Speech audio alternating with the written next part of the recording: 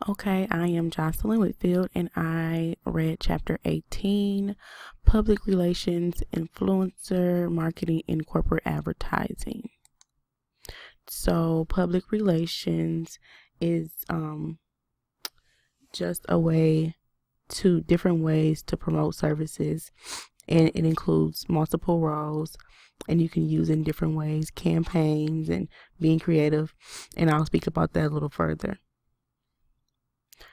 Influencer marketing, it's more about who you know. So it's more of a targeting individuals or groups to talk about your brand or your firm. And then corporate advertising is used to establish an attitude or a favorable attitude toward a company as a whole. Okay, so public relations. There's a few things about public relations. So, with public relations, a couple of roles are you want to foster goodwill, and that's goodwill between the customers, suppliers, employees, stakeholders, and of course the public. You want to counteract negative publicity, and that is you want to reduce the rumors and the she say within a company or firm or even the community. And then you also want to promote. So you want to promote the brand. You can do this by different campaigns and events. So a couple of different tools that public relations use are press releases, and those are designed to inform the public of a new brand or product that is coming out, and those usually are digital, so online or through the company's website. Another tool that public relations uses is sponsored events, and that is anything from a race or relay to something small like bingo. And then lastly, there is publicity. So with that, that's basically just free media. You want to create exposure, and you want to use word of mouth. This can be through Facebook, Twitter, Instagram, and other channels like that. Okay, so influencer marketing, there's two different types per se, more that I'll be speaking on. There's professional and there's peer-to-peer.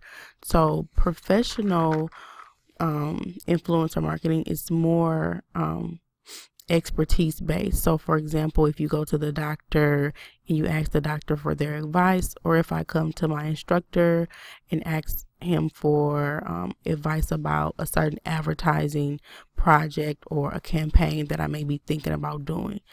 Then there's peer-to-peer. Peer-to-peer, it's more informal. So with that, you get advice from your friend who may have experience, but they're not an expertise. You may ask me about being a mom in my experience, and I can give you advice and tips and what have you. And that's more peer-to-peer. So you want to influence the market or the audience based off opinion, advice, but you just can use two different types. So another example of peer-to-peer would be like gossip blogs, or there's this the Shade Room. So I get my information about my favorite celebrity from the Shade Room or Gossip or someplace like that, and that's more peer-to-peer. That's not necessarily